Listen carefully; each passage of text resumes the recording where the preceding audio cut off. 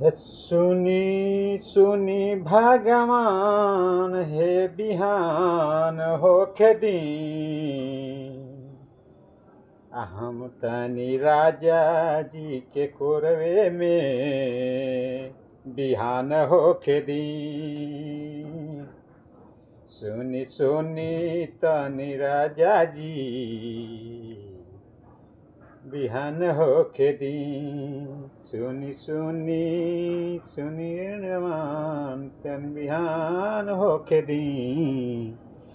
राजा जी के कोरवे में बिहान होखे दी। राजा सुनी भगवान सुन बिहान होखे दी। राजा जी के कोरवे में बिहान होके दी।